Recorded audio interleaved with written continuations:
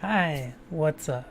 So, Alice Madness Returns is one of my favorite games of all time, mostly for the story. It's really dark, and I like that. I like that. Well, I guess we would call it emo these days, but I like the dark story of it.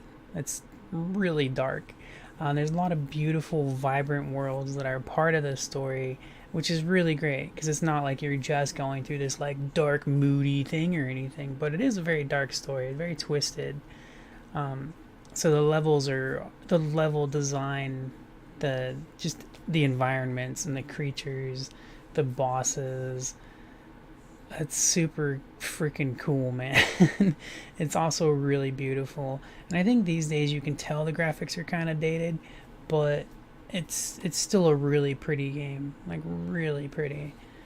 There's the vision of it. You can see the story. It's not, and there is an actual story. It's not like dialogue, and the actual plot and everything is really cool, but you can actually see it too. You're experiencing the story, which is just freaking awesome. I love it.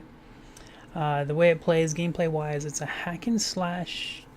Game kind of similar-ish to Devil May Cry or God of War, Bayonetta, not super comboed up or anything, no upgrades. Well, yet, actually, yeah, there are upgrades.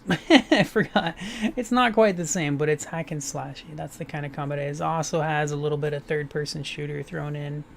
There's lots of puzzles, which I'm not the biggest fan of. Especially when I'm in the mood to like kill enemies, and then like a puzzle comes in, and I just kind of like, oh damn, now I gotta get stuck on this puzzle part. But the puzzles can be really interesting.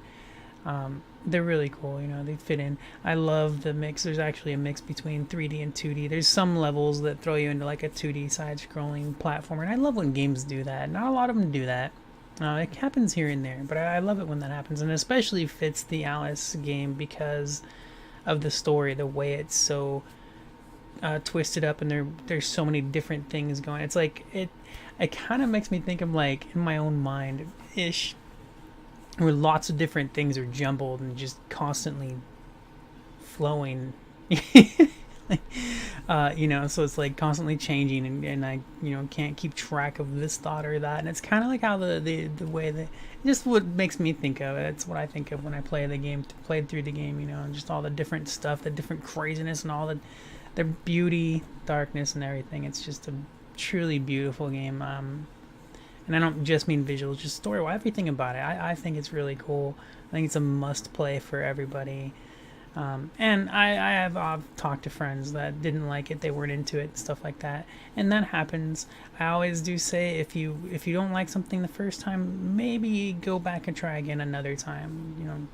Just because oftentimes I didn't used to think this way because I didn't know until I experienced it, and I was like, oh, I just wasn't in the mood.